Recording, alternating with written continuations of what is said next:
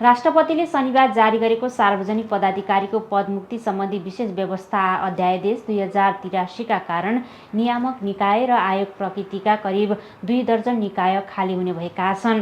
अध्यादेशले अधिकांश पेशाको नियमन गर्ने निकायका पदाधिकारी पदमुक्त हुने व्यवस्था गरेको छ।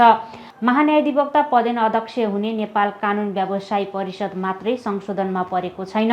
नर्सहरूको पेशागत नियमन गर्ने नेपाल नर्सिङ परिषद, स्वास्थ्य व्यवसायीहरूको नियमन गर्ने नेपाल स्वास्थ्य व्यवसायी परिषद, त्यसैगरी इन्जिनियरहरूको नियमन गर्ने इन्जिनियरिङ परिषदका पदाधिकारीहरू पदमुक्त हुने व्यवस्था थपिएको हो।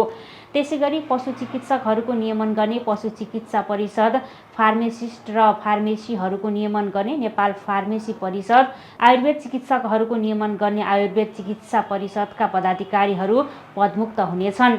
डाक्टरहरूको नेपाल मेडिकल काउन्सिलिङका सबै पदाधिकारी र पत्रकारहरूको नियमन गर्ने प्रेस काउन्सिलिङ नेपालका पदाधिकारीहरू पनि पदमुक्त हुने भएका छन्। पेसाकर्मी बाहेक आर्थिक कारोबार र सेवा प्रदान गर्ने विभिन्न क्षेत्रका थप नियामक निकायका पदाधिकारीहरू पनि पदमुक्त हुनेछन्। नेपालमा इन्टरनेट तथा दूरसञ्चार सेवा प्रदान गर्ने संस्थाहरूको नियमन गर्ने दूरसञ्चार प्राधिकरणका पदाधिकारीहरू पनि अब पदमुक्त हुने भएका छन्। पुँजी बजार र सेयर कारोबार नियमन गर्ने धितोपत्र बोर्ड पनि पदाधिकारी विहीन हुँदैछ। हवाई उड्डयन क्षेत्रको नियमन गर्ने नागरिक उड्डयन प्राधिकरणका पदाधिकारी पनि अब पदमुक्त हुने भएका छन्। दुग्ध उत्पादनको सहजीकरण गर्ने र डेरीहरूको नियमन गर्ने दुग्ध विकास बोर्ड पनि पदमुक्तको सूचीमा परेको छ। उच्च शिक्षा अर्थात् विश्वविद्यालयको अनुगमन गर्ने र उनीहरूलाई आर्थिक सहायता समेत दिने विश्वविद्यालय अनुदान आयोग पनि पदाधिकारी विहीन हुँदैछ। विद्युतीय सेवा प्रवाहको नियमन गर्ने विद्युत नियमन आयोगका पदाधिकारीहरू पनि अब स्वतः पदमुक्त हुनेछन्।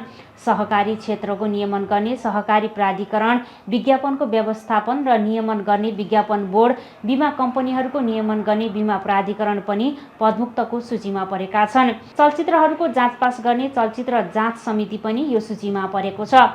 मेडिकल कलेजहरूको सिट निर्धारण गर्ने र उनीहरूको नियमन समेत गर्ने चिकित्सा शिक्षा आयोगका पदाधिकारीहरू पदमुक्त हुनेछन्।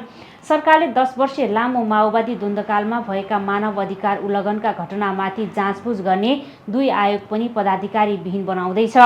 सत्य निरूपण तथा मेलमिलाप आयोग र बेपत्ता छानबिन आयोग पदाधिकारी विहीन हुँदैछ। देशभरका सामुदायिक विद्यालयहरूको शिक्षकहरूको नियुक्ति गर्ने शिक्षक सेवा आयोगका पदाधिकारीहरू पनि अब पदमुक्त हुने भएका छन्। नागरिकको सूचनाको हक कार्यान्वयनको सहजीकरणका लागि गठन भएको सूचना आयोगका सबै पदाधिकारी पनि पदमुक्त हुँदैछन्।